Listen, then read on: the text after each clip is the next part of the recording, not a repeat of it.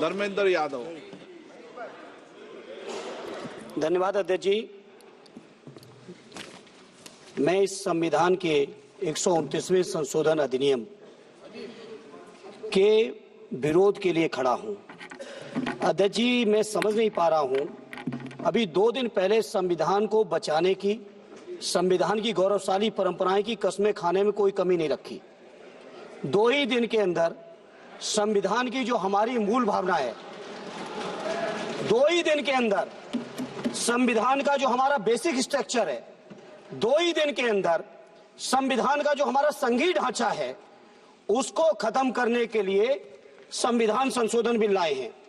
मैं मनीष तिवारी जी से सहमत हूं और अपनी पार्टी और अपने नेता आदरणीय अखिलेश यादव जी की ओर से कहना चाहता हूं, ये बिल पूरे देश के जो अलग अलग भेष, भाषाएं, संस्कृति, क्षेत्र की जो मान्यताएं हैं, जो हमारे संविधान निर्माताओं ने बहुत सोच विचार के, मंथन, अध्ययन करके ये संघीय ढांचा तैयार किया था, राज्यों का गठन भी किया था, संस्कृति के हिसाब से, क्षेत्र के हिसाब से, भाषा के हिसाब से, परिस्थितियों और समय के हिसाब से।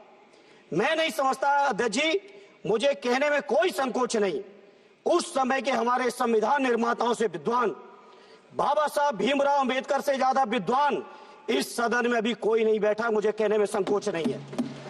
और ये संविधान की मूल भावना को खत्म करके कैसे तानाशाही के रास्ते निकाले जाएं, इसके अलावा कोई काम ही नहीं बचा है।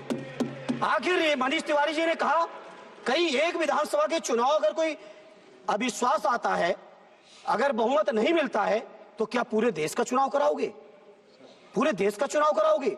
ये लोग एक देश, एक संविधान, एक चुनाव की बात करते हैं। जो लोग 8 विधानसभाएं भी एक साथ नहीं करा पाते हो, मौसम देख के तारीखें बदलते हो, वो लोग बात करते हैं एक देश एक चुनाव की।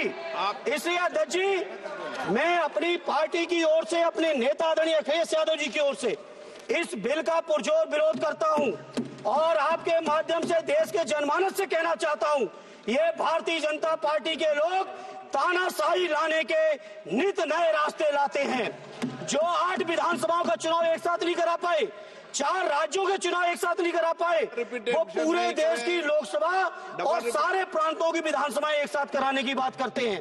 मैं पूछना चाहता हूं सरकार से, अगर एक प्रांत के अंदर सरकार गिरती है तो क्या पूरे देश की लोकसभा के चुनाव कराओगे? क्या अगर लोकसभा के चुनाव के चक्कर में उस प्रांत के लोग क्यों सफर करेंगे? अरे चर्चा कर लेना। अरे कुछ नहीं बचा है, कुछ नहीं बचा है आपके पास। अध्यक्ष जी, सदन को थोड़ा सा सिस्टम में लाएं।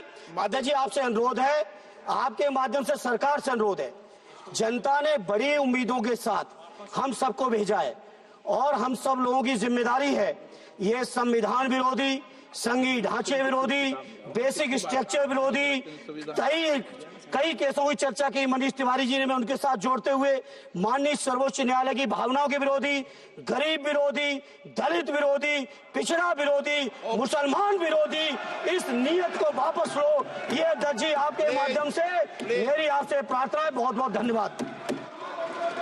एक मिनट प्लीज। माननीय सदस्यगण, हम संसद के अंदर हर विषय की अलग अलग प्रक्रिया होती है। जब राष्ट्रपति भाषण होता है, जब बोलने की प्रक्रिया अलग होती है। संविधान पर उसकी 75 वर्ष की चर्चा पर जब विषय अलग होता है।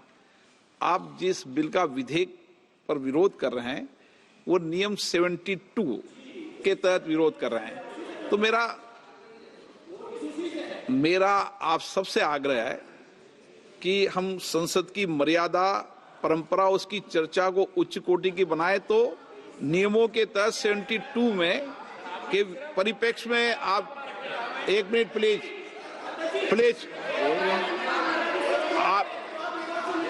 आप प्लीज,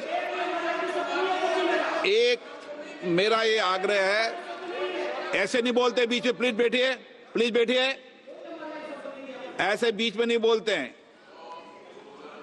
मैंने इसलिए आपसे कहा कि मैंने किसी को नहीं कहा कि मर्यादा बोली। मैंने कहा नियम 72 के तहत आप उस परिप्रेक्ष्य के अंदर बिल का विरोध करने का आपका अधिकार है, वह भी विधेयक की विधायी क्षमता, लेजिस्लेटिव कॉम्पिटेंस के विषय पर। लेकिन विषय गंभीर है, इसलिए मैं सभी मान्य सदस्यों आगे बोल रहा हूं, उस परिप्रेक्ष्य के अंदर वो अपनी बात को कहें, संविधान की मर्यादाओं के अनुरूप अपनी बात कहें। मैं सभी मान्य सदस्यों को पर्याप्त अवसर दूंगा, पर जब बिल पर डिटेल चर्चा होगी तब आप जो भाषा बोल रहे हैं वह बोलने का अधिकार रहेगा। ठीक है, सब सहमत इस बात से?